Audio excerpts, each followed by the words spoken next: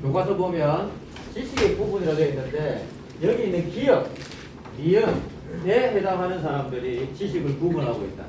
기억은 논리 실증주의자하고 폭포가 하나 묶었고 여기는 타인이라고 되어 있지. 그래서 필기도 이렇게 둘로 나누겠습니다. 자, 기억부터 살펴보자. 논리 실증주의자하고 폭포는 지식을 어떻게 나눴느냐? 수학적 지식이나 논리학 지식처럼 경험과 무관한 것, 그 다음에 과학적 지식처럼 경험에 의존하는 것, 이렇게 둘로 나누었대. 자, 그럼 정리해보자. 둘로 나누면 경험과 유관한 것, 요게 어떤 게 있다? 과학적 지식이. 그 다음에 경험과 무관한 것, 상관없는 것, 요게 수학적 지식하고 논리학, 이런 거. 자, 이제 구분한 대로 나갑니다. 자, 요 중에서 과학적 지식은 과학적 방법에 의해서 누적된다라고 주장을 합니다. 과학적 지식은 누적된다. 누적. 쌓여간다라고 하는 거지. 이거 말이나 가볼까? 자, 과학적 지식 우리가 기본적으로 알고 있는 게 뭐야? 가설을 설정해 놓으면 이 가설을 참으로 만들기 위해서 실험을 하거나 또 뭐 있나? 뭐 추론을 하거나 여러 가지 방법을 사용하겠지. 그래서 이 가설이 입증이 되면 그게 하나의 지식으로 남는 게 과학적 지식이잖아. 그 방법으로 하겠지. 가설은 과학적 지식의 후보가 된대. 자, 가설이라고 하는 건 과학적 지식의 후보다. 왜? 얘가 가설이 참이 되면 어떻게 된단 말이고 지식으로 될 거니까 당연히 후보군에 포함되겠지. 후보가 되는데 그들은 논리 실증주의자와 포프는 가설로부터 논리적으로 도출된 예측을 관찰이나 실험 등의 경험을 통해서 맞는지 틀리는지 판단함으로써 그 가설을 시험하는 과학적 방법을 제시한다. 이때 이 가설이 예측이 맞을 경우에 논리 실증주의자하고 예측이 틀리지 않는 한에 포함되는 포프는 그 예측을 도출한 가설이 하나씩 새로운 지식으로 추가된다라고 주장합니다. 추가되는 건 뭐가 되겠노? 하나씩 하나씩 쌓여가겠지. 그래서 누적된다라고 하는 거야. 자, 그럼 이렇게 다시 정리해 보면 요 가설이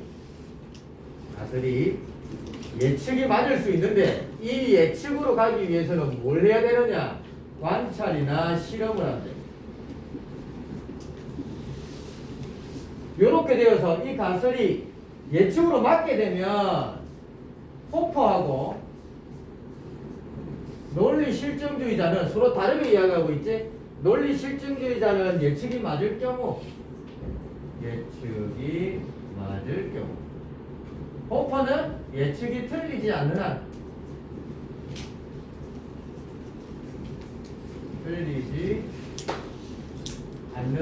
여기 무엇이 된다? 하나의 지식이 된다라고 이야기를 합니다.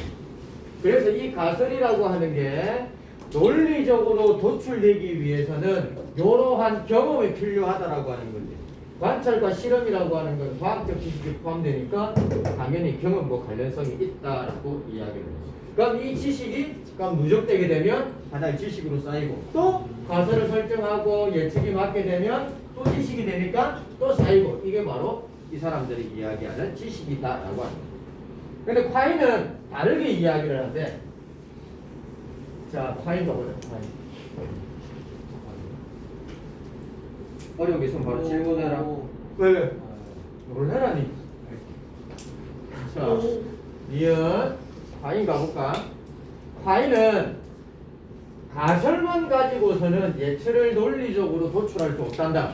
얘는 가설만 가지고 예측이 안 된대. 이 사람들은 가설만 가지고 예측이 되나 안 되나? 기억은 방금 이야기했잖아. 가설만 가지고 예측이 된다 했지. 근데 과연 가설만 가지고는 예측이 논리적으로 안 나온대. 왜 그럴까? 가보자. 예를 들어서 자, 예를 보자. 얘야, 얘를 보자. 간다. A가 뭐라고 되어? 새로 발견된 금속 M은 열을 받으면 팽창한다는 가설을 설정했대. 자, 금속 M이 열 받으면 팽창한다. 자, 이 가설이야. 가설이 나오면 어떻게 되노? 예측을 해야 되겠지? 자, 예측 가본다. 뭐라고 했노? 열을 받은 M이 팽창할 것이라는 예측을 이끌을 수 있대. 이 열 받은 M이 팽창할 거야. 얘가 예측이야. 자, 요 내용을 기억으로 가게 되면 요 가설만 가지고 예측이 된다 안 된다? 기억으로 이야기하면 네. 된대. 맞지? 근데 과인은 어떻다고? 요렇게 안 된다 이 말이야. 이끌어낼 수 없대. 왜? 먼저 지금까지 관찰한 모든 금속은 열을 받으면 팽창한다는 기존의 지식이 필요하고 또 M에 열을 가했다고 하는 조건 등이 필요하다. 이렇게 예측이라고 하는 건 가설 기존의 지식들 여러 조건 등을 모두 합쳐야만 논리적으로 도출된다라고 하는 것이야. 합쳐야 됩니다. 그렇지. 그럼 달라졌지? 기억은 가설만 있으면 돼. 하지만 과잉은 뭐가 더 필요해? 조건. 조건하고 또 기존의 지식. 또 열조건. 예측. 가설 여기 필요하다는 거지. 이해되겠나? 예스. 그래서 과잉은 세 개가 필요해. 첫 번째 기존의 지식들. 조건. 응. 조건. 그다음 두 번째 조건. 세 번째 가설. 요게 있어야만 논리적으로 도출된다라고 하는 거예요. 요게 예측을 위한 거예요. 계속 가봅시다. 그러므로 예측이 거짓으로 밝혀지면 금속 M이 열을 받으면 팽창한다라고 하는 가설에서 열 받은 M이 팽창한다라고 하는 예측이 잘못됐어. 그러면 요 세 개 중에 한 개가 잘못됐다고 봐야 되겠지. 무슨 말인지 알겠나? 네. 그래서 이게 잘못됐는지 이게 잘못됐는지 모른다 이 말이야. 하지만 얘들은 안 나는. 예측이 잘못되면 뭐가 잘못된 거고? 가설. 그렇지. 가설이 잘못됐기 때문에 판단할 수 있다 이 말이지. 그건 얘들은 못 찾아낸다고 하는 거야. 그래서 정확히 무엇 때문에 예측에 실패한 것인지 알 수 없다. 요놈 때문인지 모른다 이 말이야.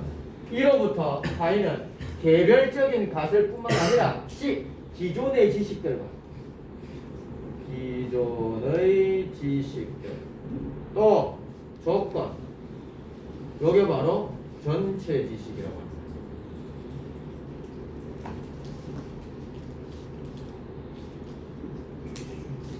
이 전체 지식이 경험을 통한 시험의 대상이 된다는 총체주의를 제안하는 거예요. 요것들이 전부 다 총체주의라고 하는 겁니다. 뭘 통해서? 경험을.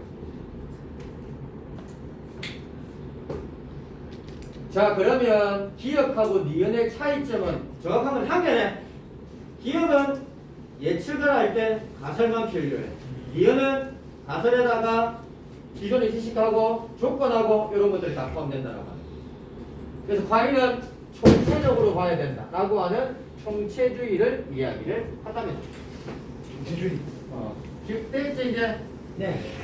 이게 가장 큰 차이점. 너무 쉽네 이야. 쉽지. 자, 그다음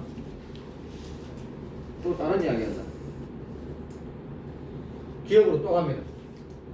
자, 이 기억이 다른 이야기를 해. 지금부터 이제 복잡해져.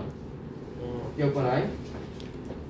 논리 실증주의하고 포프가 기억이었지. 자, 다시 반복해보자. 수학적 지식이나 논리학 지식을 뭐라고 불렀어? 분석물. 여기 경험과 무관한 거라고 불렀지. 네. 맞지? 자, 이렇게 경험과 무관하게 참으로 판별되는 걸 분석명제라고 여겼어.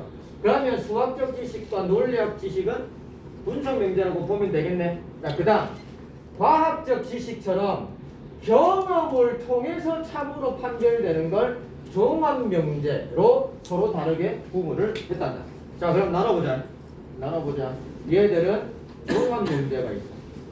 종합명제는 무엇과 관련되는 거야? 그렇지. 경험과 관련되는 게 참으로 나타났을 때 종합명제라고 이야기했지. 맞지? 분석명제는 뭐야 그러면? 분석명제는 경험과 무관한 것이 참으로 판별되는 이걸 분석명제라고 이야기를 했다 이 말이야. 이렇게 구분을 한 거지. 구분을 했다. 그런데 그러나 파이는 총체주의라고 이야기했다 이 말이야. 그래서 요 두 가지 이 구분을 부정하고 있어. 그다음에 니은은 요걸 부정하는 게 니은이야. 니은은 기억을 부정하고 있어. 어려운 거 없다. 정리만 하면 된다. 뭐야? 자, 그럼 가보자 다시. 자, 이야기한 거라. 논리 실중주의자와 포퍼의 구분에 따르면 종합명제와 분석명제에 따르면 총각은 총각이다와 같은 동어반복 명제하고 총각은 미혼의 성인 남성처럼 동어반복 명제로 환원할 수 있는 것은 모두 분석명제이다 라고 이야기했어. 자, 그럼 분석명제에 해당되는 거 찾아보자. 자, 요놈에 해당되는 거 몇 개고? 몇 개고? 두 개지, 두 개. 첫 번째, 뭐? 동어 반복 명제잖아. 동어 반복 명제. 얘가 뭐 있노? 총각은 총각이다. 동각이다. 총각이라고 하는 단어가 두 번 반복됐잖아. 그러니까 동어 반복 명제지. 두 번째, 또 뭐라 되어 있노? 총각은 동어 반복 명제로 동반으로 환원되는 거예요, 환원. 이게 뭐야? 총각은 미혼의 성인 남성이다. 총각일치. 요거는 요 두 가지를 뭐라고 불러? 분석명제라고 부른다. 어려운 거 있으면 질문해라. 자, 그런데 후자가 분석명제인 까닭은 환원하다라는 뜻이죠. 환원의 뜻을 지금 물어보면 내가 황당하지 않겠니? 환원 다 알지? 네. 환원 뭐고? 상하 하나 바꿔라. 바꾸다는 게 바꾸다. 바꿔. 자, 설명해 줄게. 가다 보면 나와. 내비게이션 키고 가보자. 자, 여기 후자야, 후자. 후자가 분석명제인 까닭은 전자로 반응할 수 있대. 전자. 요렇게 다시 돌아갈 수 있다라고 하는 거야. 그 말이 무슨 말이냐? 이러한 환원이 가능한 것은 총각과 미혼의 성인 남성이 동의적 표현이 돼. 요놈하고 같다라고 하는 거야. 그래서 환원될 수 있는 거야. 이제 뜻 알겠나? 네. 바꾸다라고 하는 거 바꿔야. 봐봐. 총각은 총각이다를 총각은 미혼의 성인 남성이다로 바꿀 수 있나 없나? 바꿀 수 있지. 네, 그게 바로 환원이에요, 환원. 그러니까 이렇게 바꿀 수 있는 이유가 뭐야? 물어봤지. 그러니까 동의적 표현이기 때문에. 동의적 표현이 뭐야? 뜻이 같다라고 하는 거야. 얘하고 뜻이 같대. 됐지? 네. 오케이. 자, 그래서 이야기하는지 요 놈이 분석명제라고 하는데 왜 분석명제야? 라고 물어봤더니 후자가 전자로 환원될 수 있대. 야, 그럼 이게 무슨 뜻이야? 라고 하는 거 물어보니까 걔들은 동의적 표현이야 라고 설명하는 거지. 그럼 물어보는 게 또 얘 둘이가 왜 동의적 표현이야? 라고 물어본다면 이렇게 답을 한대. 이 둘을 서로 대체하더라도 명제의 참 또는 거짓이 바뀌지 않기 때문에 왜 얘가 동의적 표현이야? 물어보니까 참과 거짓이 변함이 없다라고 합니다. 무슨 말이냐? 바이 봐라. 총각은 총각이다가 참이라고 치자. 얘가 참이야. 예. 그런데 총각은 미혼의 성인 남성이다라고 바꾸어도 참이 된다 이 말이지. 그러면 그걸 뭐라고 불러? 동의적 표현이라고 부르는 거야. 바꿀 수 있는 거. 그렇지. 두 개를 바꾸어도 참과 거짓이 변하면 안 돼. 총각은 미혼의 성인 남성이다가 참이었을 경우 총각은 총각이다라고 하는 걸로 바꾸어도 참이 바뀌지 않지? 안 바뀌잖아. 이해되나? 네. 그럴 경우에는 뭐라고 불러? 동의적 표현이다 라고 이야기하는 거지. 환원이 가능하다 라고 이야기를 한다 이 말이야. 그럼 결국 총각하고 미혼의 성인 남성이다는 동의적 표현이라고 확정 지을 수가 있어. 네. 같은 뜻이니까. 됐지? 자, 그런데 또 문제가 있대. 하지만 말장난하지. 이것만으로는 두 표현의 의미가 같다는 것을 보장하지 못한대.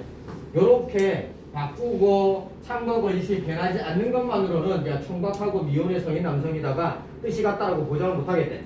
그러면 뭐가 들어가야 되느냐? 가보자. 뭐가 더 들어가야 되냐면 여기 더 들어가야 되는데. 자, 이 둘을 서로 대체하더라도 명제의 참 또는 거짓이 바뀌지 않기 때문에 동의적 표현인데, 하지만 이것만으로는 두 표현의 의미가 같다는 것을 보장하지 못해서 동의적 표현은 언제나 반드시 대체 가능해야 한다는 필연성 개념에 다시 의존하게 된다라고 합니다. 이게 다시 어디로 가야 돼? 필연성 개념하고 연결돼야 되는 거야. 아 이제 딱 떨어지네. 필연성 개념에 의존해야 된다. 그러니까 필연성 개념이라고 하는 건 뭐냐 이 말이지. 언제나 반드시 대체 가능해야 한다는 거지. 얘가 총각은 총각이다라고 하는 명제에서만 총각이 미혼의 성인 남성이다와 대체되는 것이 아니라, 즉 환원되는 것이 아니라 철수는 총각이다 라고 했을 경우에도 이 총각은 철수는 미혼의 성인 남성이다 라고 하는 뜻으로 대체될 수 있어야 돼. 그게 바로 언제나 반드시 대체 가능해야 한다라고 하는 의미에 맞는 거지. 그럼 이럴 경우 언제나 반드시 대체 가능해야 한다라고 하는 것 필연성이라고 하는 뜻이다 이 말이야. 이렇게 필연성이라고 하는 데에 동의적 표현이 의존을 해야 된다라고 하는 거야. 이렇게 해야만 동의적 표현에 다 들어간다라고 하는 거야. 그러니까 이렇게 되면 동의적 표현이 동어 반복 명제로 환원 가능하게 하는 것이 돼요. 맞지? 이 환원되는 놈이 이렇게 전자로 환원될 수 있다고 이야기했잖아. 전자가 뭐야? 총각은 총각이다라고 하는 거지. 얘가 뭐야? 동어 반복 명제잖아. 예. 맞잖아. 그래서 동의적 표현, 요놈하고 뜻이 같다라고 하는 이 동의적 표현은 전자로 환원될 수 있다라고 하는 건 동어 반복 명제로 환원이 될 수 있다라고 하는 것이지. 됐지? 그러면 결국 필연성의 개념은 다시 분석 명제 개념에 의존하게 된다. 요거는 또 어디로 가야 돼? 분석 명제에 의존하게 되는 거예요. 이게 한계. 요 동어 반복 명제가 어디에 해당된다고? 분석 명제에 해당된다고 했어요. 그럼 결국 이 분석 명제는 요로 가게 되고, 요러면 또 다시 요리로 가게 되고, 요리로 가게 되고, 요리로 가게 계속 바뀐다라고 해요. 이게 계속 돌아간다. 계속. 그러면 과인은 종합 명제와 구분되는 분석 명제가 존재한다는 주장은 근거가 없다라고 하는 결론에 도달한다. 그래서 과인은 요 두 개의 구분은 필요 없다라고 이야기를 한다는 거예요. 근데 만약에 두 개 환원될 수 있는 게 두 개 이상이면 두 개 이상이면 말이 더 복잡해지지. 더 많아지면 네. 이게 환원될 수 있는 게 순환만 되는 그 경우가 너무 많아지는 것도 순환으로 보는 거예요. 그렇지. 그렇게 되겠지. 그래서 일단 우리가 머릿속에 집어넣어야 될 건 동어 반복 명제하고 동어 반복으로 환원된다라고 하는 게 계속 돌고 도는 건데, 이때 요 뒤에 있는 놈을 분석 명제라고 보는 이유는 요 이유 때문에 그래. 근데 이거는 필연성 개념에 의존해야 되고, 필연성 개념은 다시 분석 명제에 의존하게 되면 이렇게 계속 돈다라고 하는 거예요. 그래서 순환된다라고 이야기해요. 여기에 대해서 요 과인은 이거는 두 개가 계속 돌아가기 때문에 필요 없는 거다 구분이 라고 생각을 하면 돼. 자, 그러면 요놈은 즉 과인은 명제 그 구분을 어떻게 하는지 봐. 자, 끝나고 나면 무슨 말인지 선생님이 정리를 한번 해야 돼. 자, 그래서 결국 봐. 기억에서 이야기한 건 기억들은 종합명제와 분석명제로 나누어야 된다라고 하는 게 기억의 핵심이야. 기억에서 핵심이다. 자, 그러면 니은은 무슨 이야기 하는지 보자. 과인은 분석명제와 종합명제로 지식을 엄격히 구별하는 대신, 그건 무슨 말이고? 요놈하고 엄격히 구별하면 안 된단 말이지. 네. 경험과 직접 충돌하지 않는 중심부 지식과 경험과 직접 충돌할 수 있는 주변부 지식으로 나눈 거예요. 자, 그럼 파일로 가보자. 얘는 지식을 뭘로 나누느냐? 둘로 나누어서 둘로. 첫 번째 중심부 지식하고 주변부 지식.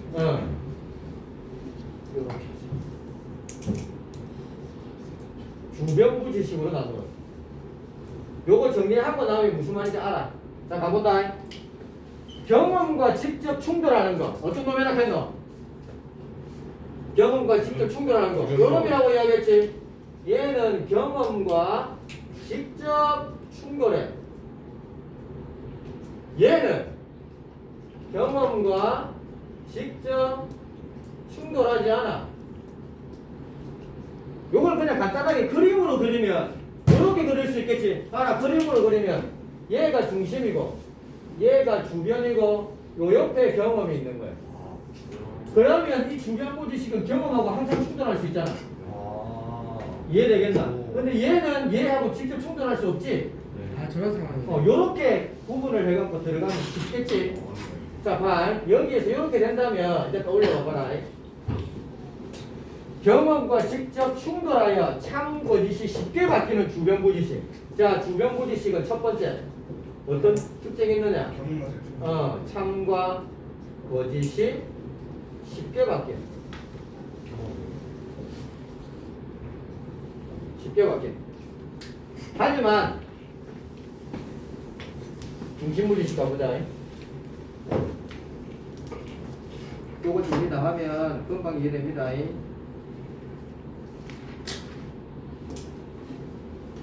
주변부 지식의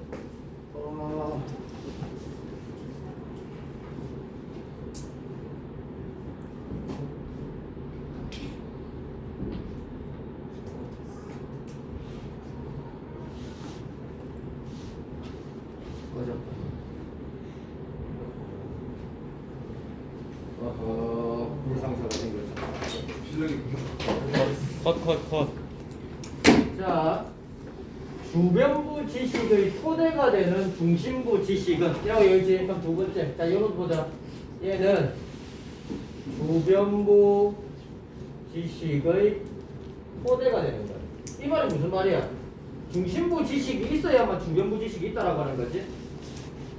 맞지? 네. 중심부 지식이 주변부 지식을 만들어주는 거야. 상대적으로 견고하대. 두 번째 얘들은 견고해. 그 말이 무슨 말이겠노? 주변부 지식은 경험하고 직접 충돌하기 때문에 쉽게 바뀌지만 얘들은 쉽게 바뀌지 않는다 이 말이지. 그게 견고하다라고 하는 뜻이겠지. 그러나 이 둘의 경계를 명확히 나눌 수 없기 때문에 즉 중심부 지식하고 주변부 지식을 나눌 수는 없대. 그 말은 곧 둘이 똑같다라고 하는 거지. 얘들은 종합명제하고 분석명제를 확실하게 나누었잖아. 근데 얘는 그렇게 있지 않다 이 말이지. 그래서 과인은 중심부 지식과 주변부 지식을 다른 종류라고 하지 않는다. 얘 둘이는 같은 거야. 같은 종류네. 같은 종류. 그럼 결국 주변부 지식과 중심 지식은 같다라고 하는 거지. 같다. 얘들은 다르다. 얘들은 다르다. 얘는 같다 지식이라고 하는 것. 수학적 지식이나 논리적 지식은 중심부 지식의 한가운데 있어서 경험에서 가장 멀리 떨어져 있지만 그렇다고 경험과 무관한 것은 아니다라고 봤다. 자, 기억 봐라. 기억은 수학적 지식하고 논리학을 경험과 무관하다고 이야기했지. 무관하다고 이야기했지. 단정했잖아. 그런데 과인은 뭐라고 이야기했노? 무관하지 않다. 얘들은 수학적 지식이나 논리학이 중심부 지식에 속하지만 경험하고 무관한 것은 아니다. 왜? 경험과 직접 충돌하지는 않는다 했다니까 경험과는 관련이 있다라고 하는 거잖아.